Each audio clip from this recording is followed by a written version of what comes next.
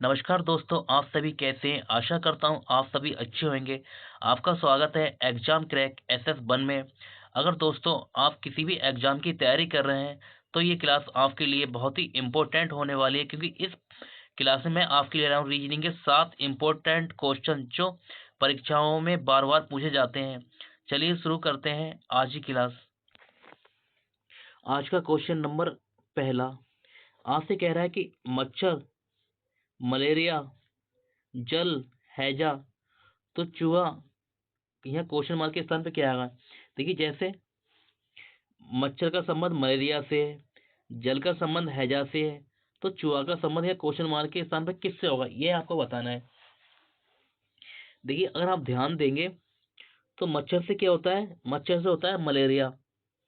मच्छर से मलेरिया बीमारी फैलती है।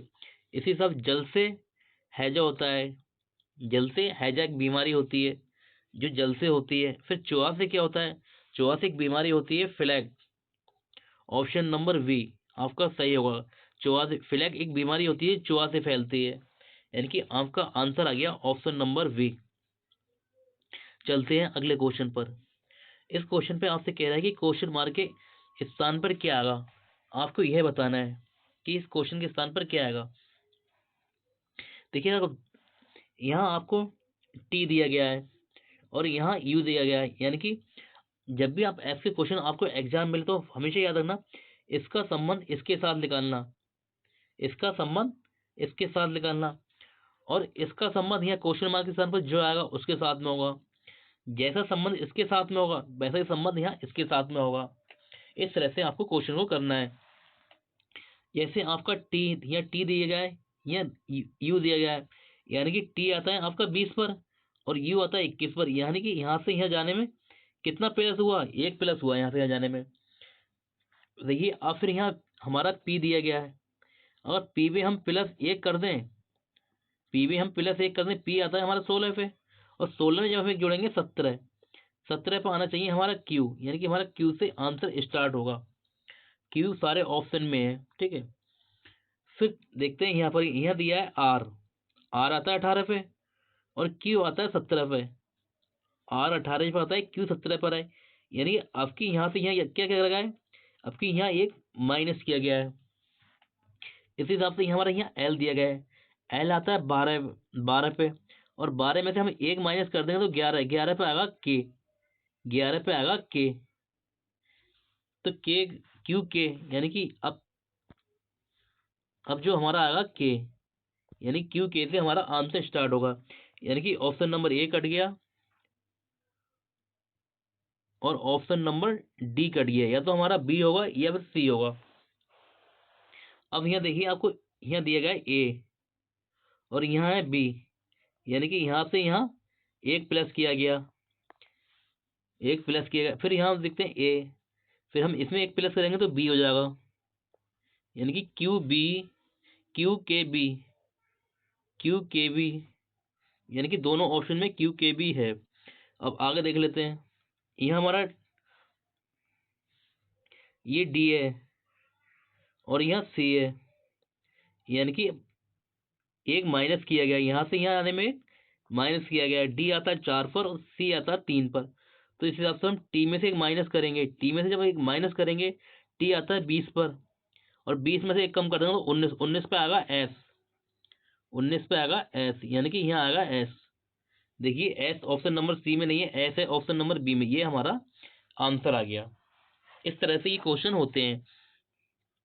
ये क्वेश्चन बार बार एग्जाम में पूछे जाते हैं। चलिए चलते हैं अगले क्वेश्चन पर।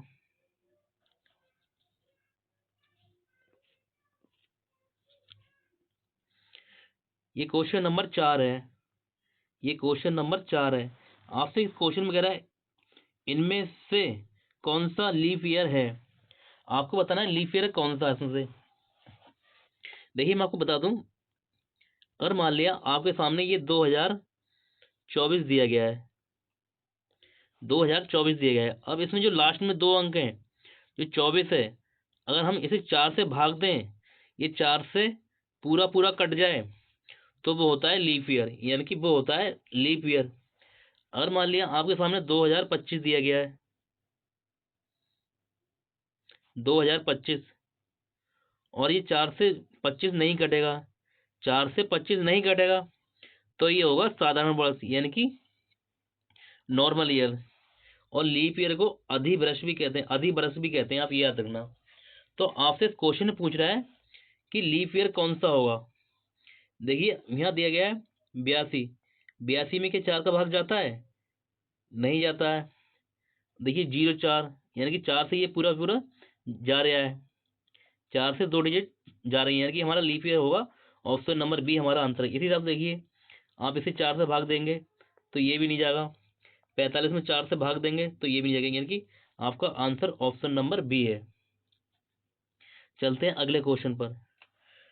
ये क्वेश्चन नंबर 5 है। देखिए आप यहाँ पर आपसे इस क्वेश्चन में कह रहा है कि क्वेश्चन मार्क के स्थान पर क्या आएगा, आपको यह बताना है।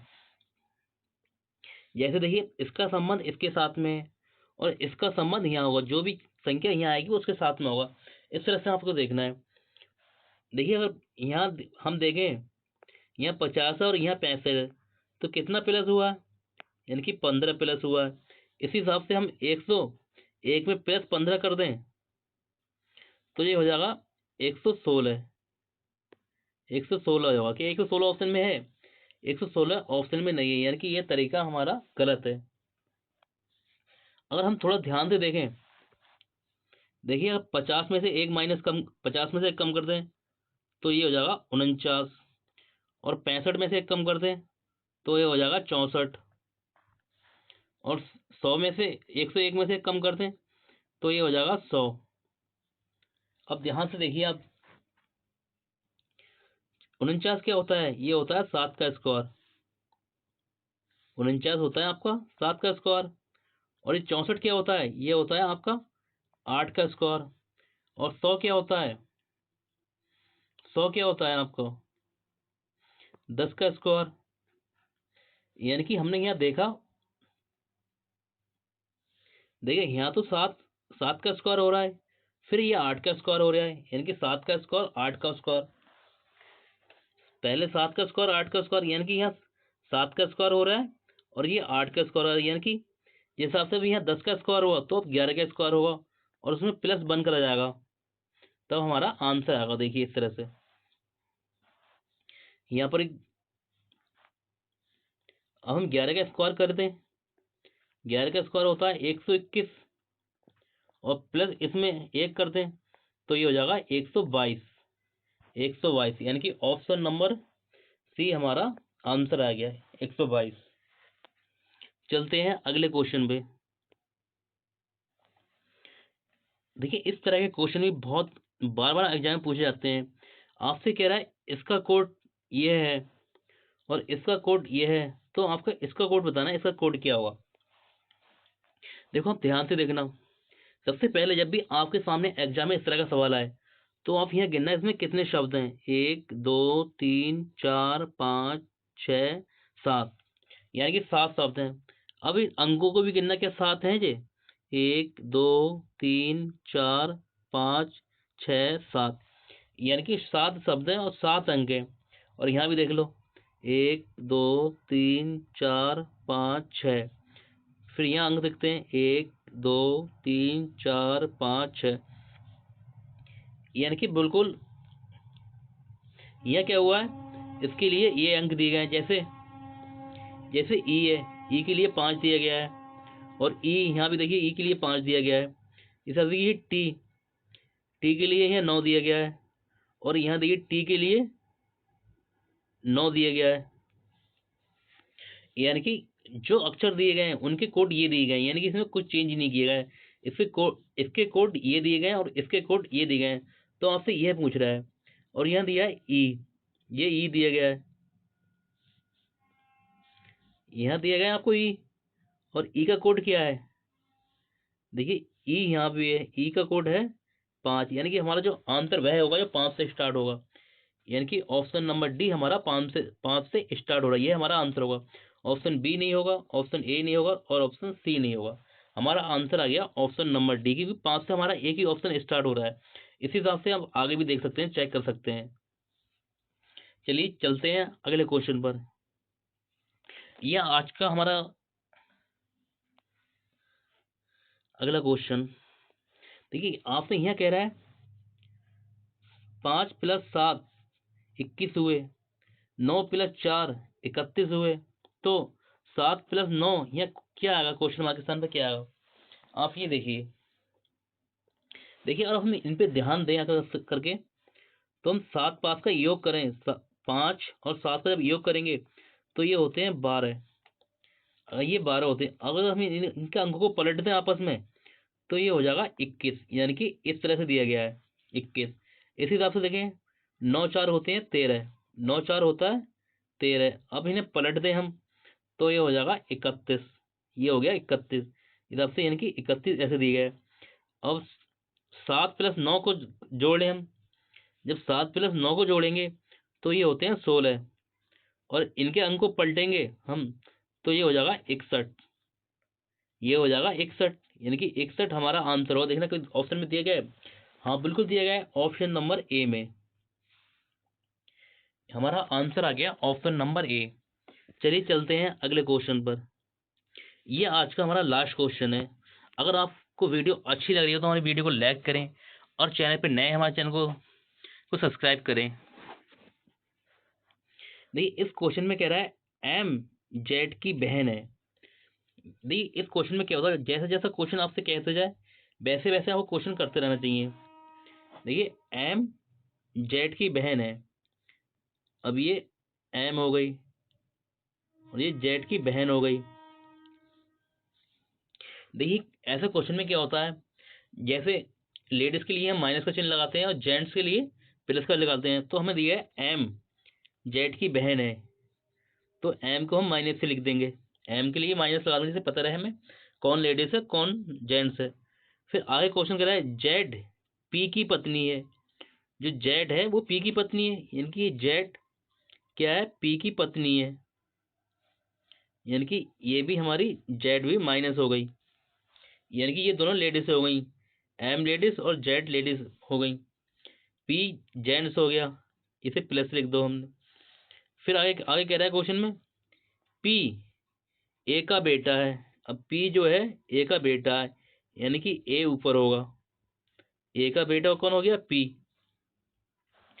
तो आगे रहा, तो जेड का ए से क्या संबंध है, यानी कि जेड का ए से क्या संबंध है। देखिए, जब भी इस तरह से क्वेश्चन आया तो जेड का, आपसे पूछा जेड का जो का होता है इसे हम पढ़ते हैं कौन, इसे पढ़ते हैं कौन, इसे हम पढ़ेंगे कौन, क्योंकि कौन लिखा हुआ नहीं होता है, लेकिन आपको पढ़ना पड़ेगा कौन, जेड को पढ़ना पड़ेगा कौन। अब क्यों पढ़ना पड़ेगा आपको, ये बताओ। देखिए, आपसे जेड का ए से क्या संबंध, यानी कि जेड कौन है, आपको ये बताना है जेड कौन है। जो जेड है वो कौन है, किससे संबंध निकालना है? ए से। अब मान लिया, ये देखिए अब जेड क्या है, जेड क्या है? जेड पी की पत्नी है, जेड पी की पत्नी है, और पी बेटा है ए का, पी बेटा है ए का, तो ए की कौन हो गई? जेड, यानी कि जेड कौन हो गई? ए की जेड हो गई, ए का बेटा पी, पी का की पत्नी जेड, यानी कि पी हो गई ए की पुत्र वधु, यानी कि लड़के की बहू हो गई, पुत्र वधु हो गई, यानी कि आपका आंसर आ गया ऑप्शन नंबर ए। आपको हमारी क्लास कैसी लगी कमेंट करके जरूर बताएं। अगर आप हमारे चैनल पर नए हैं तो हमारे चैनल को सब्सक्राइब करें, वीडियो को लाइक शेयर जरूर करें। मिलते हैं आपसे अगली क्लास में, तब तक के लिए जय हिंद।